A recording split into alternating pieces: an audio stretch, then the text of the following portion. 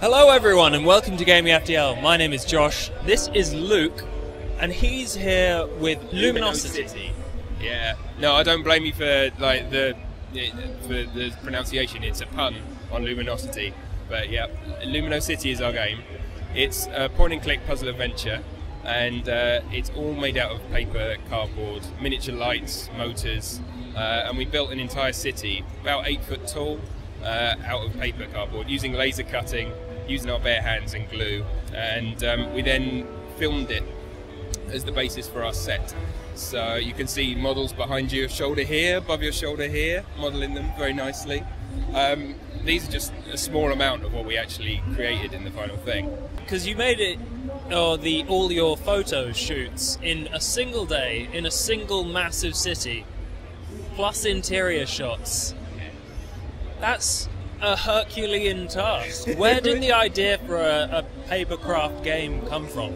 It started small and then just grew. Like, you wouldn't just come up with this straight off, it would be insane. And the only reason we thought we could do it is because we did something a lot smaller. We made a game called Loom, which came out a couple of years ago, which is available on iOS, PC, Steam, and Mac, Linux, yeah, it's Android, it's all over the place. But that was small, that was one house basically. So we had this as sort of intention in the background, but we thought we can't do this, we just do one little thing. And so that proved the concept worked, and that was fun, and that got really good feedback. It got nominated for an IGF award at GDC. It basically proved the concept, and we were like, okay, let's do the dream project.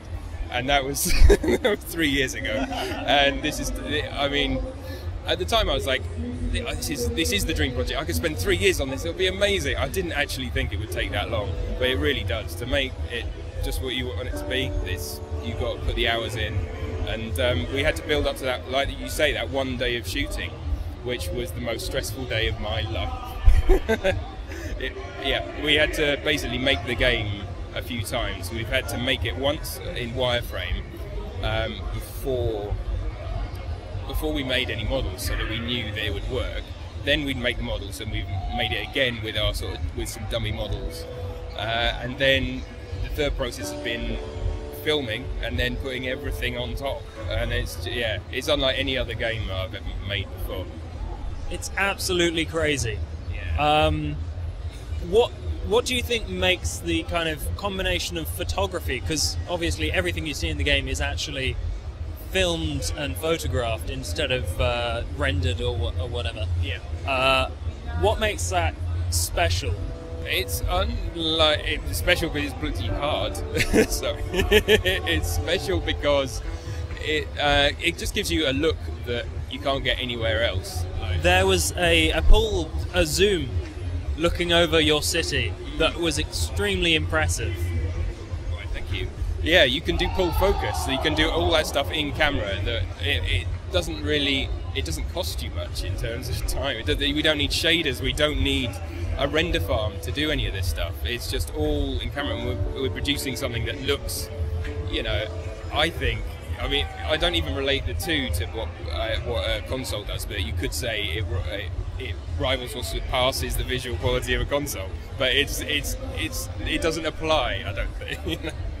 Yeah, take that, Sony. Yeah. Who needs a PS4? Yeah, exactly. PC Master Race. Oh god. Yeah, they've missed a trick, totally. The console nerds will be all over this one. Tell me about your story. Oh, my story. Oh. Well, when I was a young lad. Not your story. What kind of story? How far? What are we talking about? The story of state of play games. The setup for Lumino City. The story behind the game is that you play this young girl, Lumi, who has in the first game she's had to fix up her granddad's house. Her granddad isn't there. And she manages to get the lights powered again. There's all sorts of interesting technologies in there, like renewable technologies, stuff that would actually work. You end up building a wind turbine in his back garden.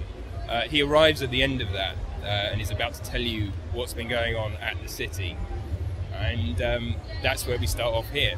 And before he can tell you, he gets kidnapped at the very beginning of the of the game. So you have to then find your way through the city. There are, again, all sorts of interesting puzzles throughout that city. There are let me see. There's a windmill on top that is also a lighthouse as well. You have to learn how to get that turning again.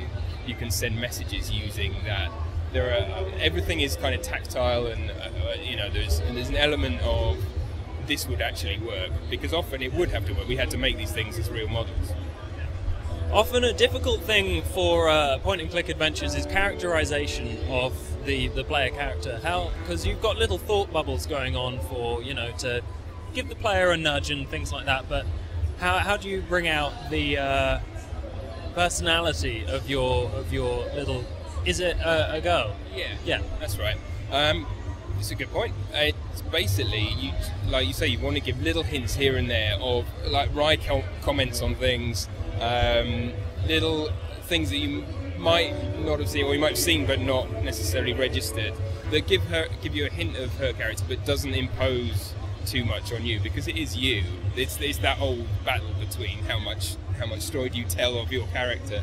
But a lot of it actually comes through backstory and what the things that we can leave around here, and that's something that we found in Loom.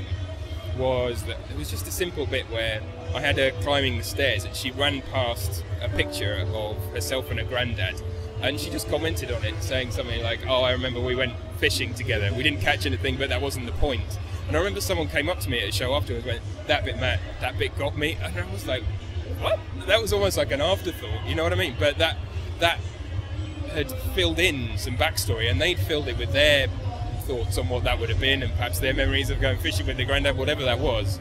And yeah, so what you want to do is just allow the player to fill in those gaps and provide little points here and there, which actually gives you the character of the story. And you'll see that what the character of granddad is throughout this. You'll see how you've related to it, and there'll be a sort of silent relationship, even though he's not there for a lot of the time. There's quite a deep relationship going on between the two. Awesome. Okay, tell us the how, when, where, and why of your game's release. So this is coming out in November on Steam. This will come out on PC, Mac, and Linux soon afterwards.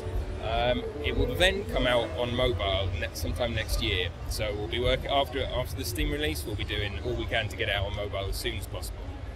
Awesome. Thank you very much for joining me. Pleasure. Stay tuned for more Eurogamer coverage, and I'll see you next time. Nice. That's what I've got. That's good.